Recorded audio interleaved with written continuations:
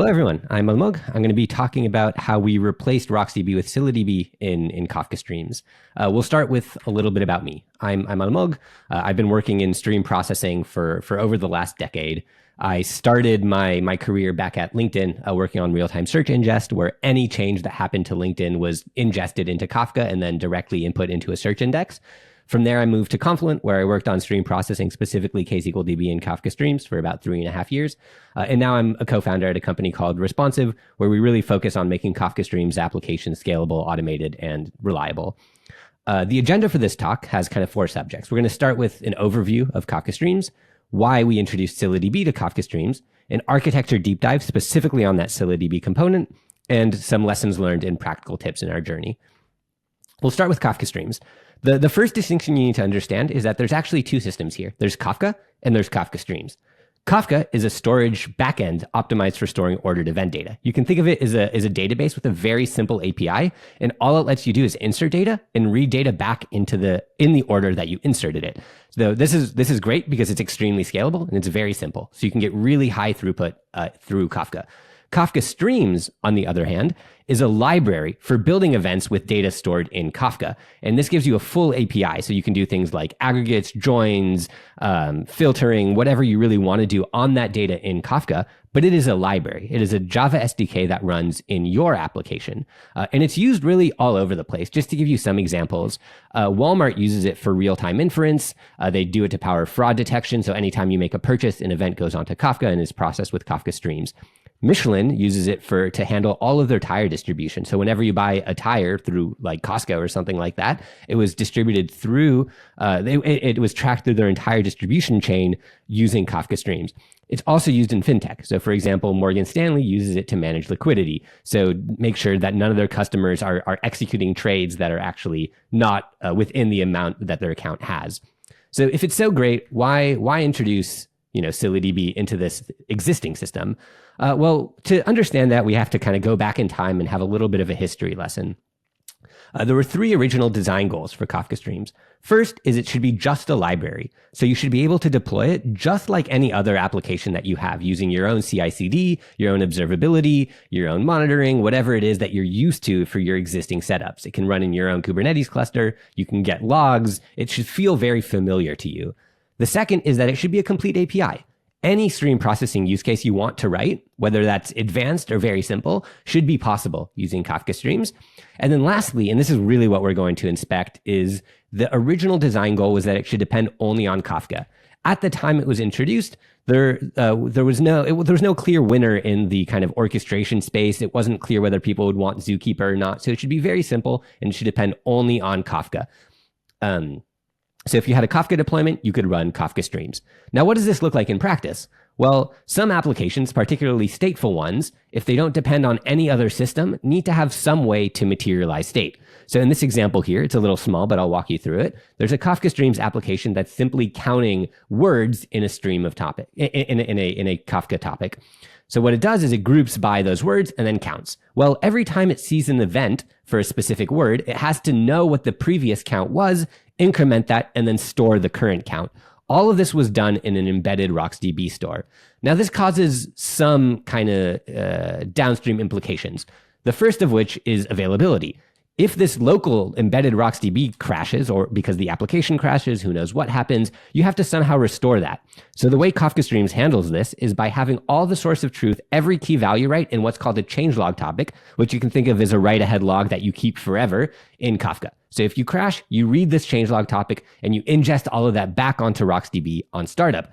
This causes availability problems because, as you can imagine, this process takes a significant amount of time.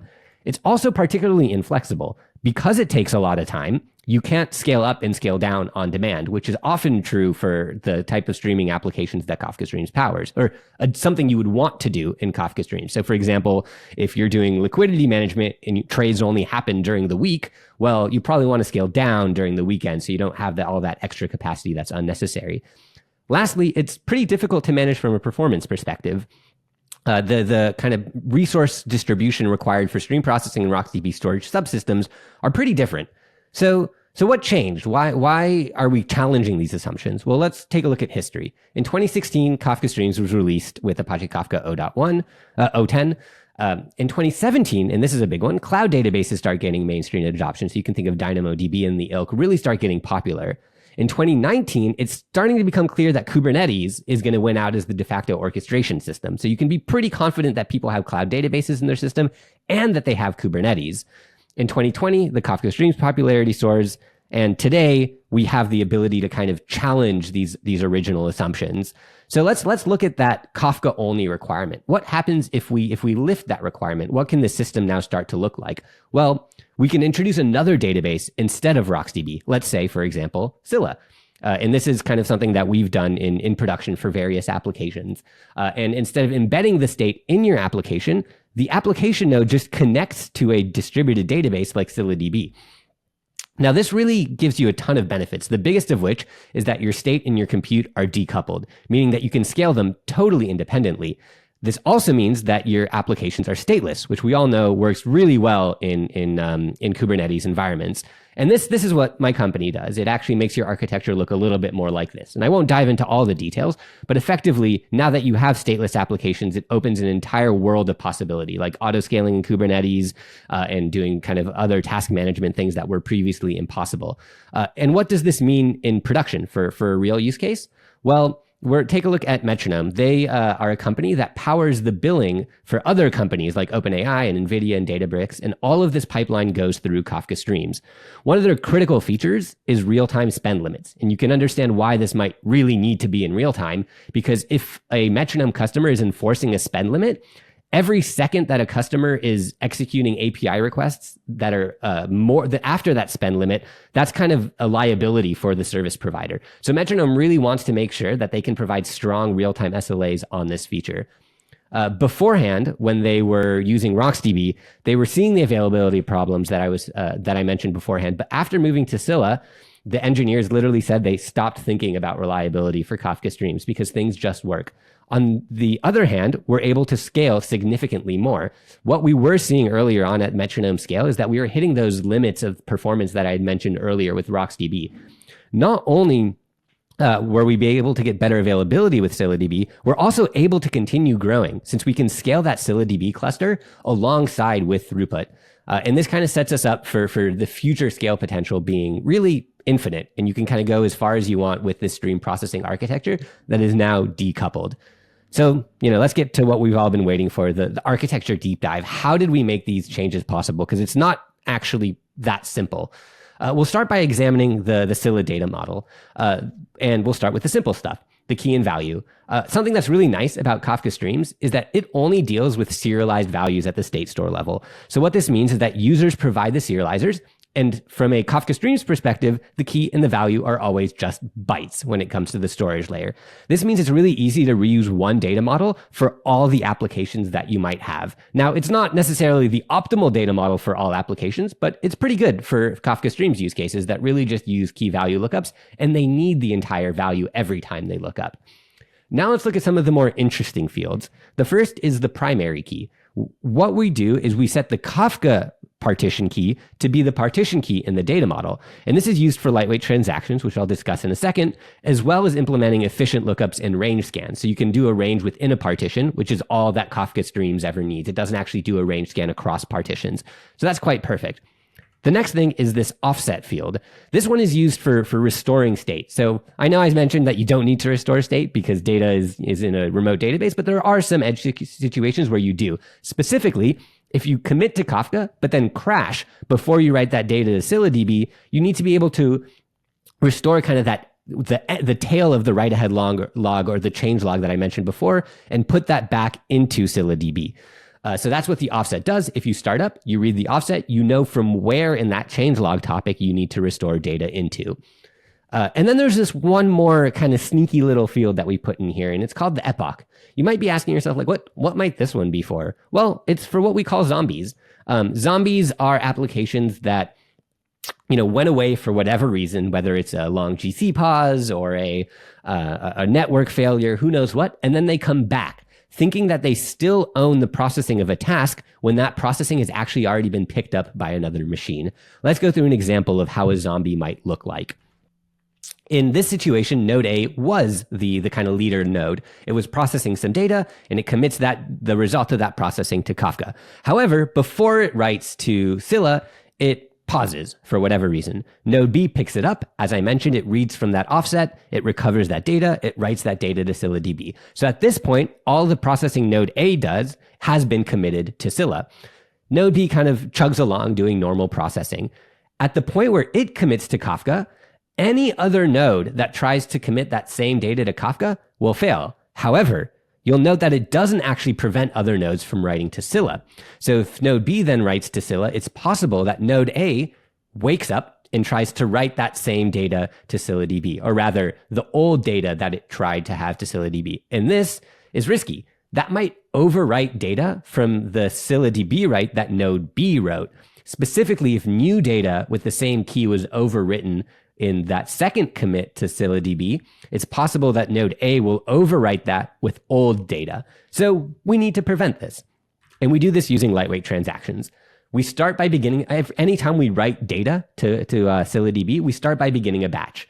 Now, these atomic batches are not for speed, but rather for lightweight transactions to ensure this consistency and fencing of zombies. The first statement in any one of these batches attempts to update this field, this epoch field. And every single time a application starts up, it's assigned a new epoch, which is kind of an auto-incrementing number. It will try to set the global epoch that's recorded in Scylla to be its epoch. But there's this if statement, and it'll only do it if the existing recorded epoch is less than or equal to the epoch of the node itself. Then it inserts a bunch of data, and then it tries to apply the batch. Now, how does this fencing mechanism actually work? Well, these two statements. If this update statement fails, the entire atomic batch will fail. And this can happen in situations like I said before, where we have this node A and node B. Node A would have a lower epoch than node B. So if B ever successfully writes any data, the epoch that's stored in Scylla will be higher than the epoch that node A has locally. So when it tries to write its data, this atomic batch will fail, and it knows that it has been fenced. So let's go on to the lessons learned. What did we learn throughout this this entire experience? Well, the first thing that we learned is if there's any latency issues, you should probably be checking disk. We had various times where we noticed kind of latencies go through the roof, which affected our potential throughput. And almost every time there was some kind of issue with the Bloom filter, whether that was a misconfiguration on our end, or once we actually caught a real bug in ScyllaDB that has since been fixed. So if you're seeing latency issues, look for something like the graph on the right, which shows the disk reads per instance.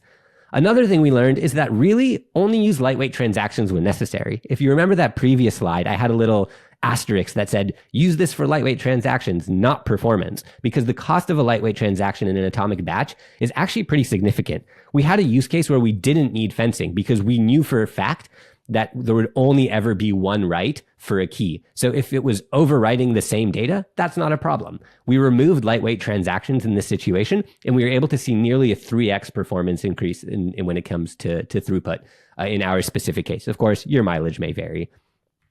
Another thing is selecting the correct node size for your ScyllaDB cluster. In cloud, you're given the option to choose basically whatever instance type you might want.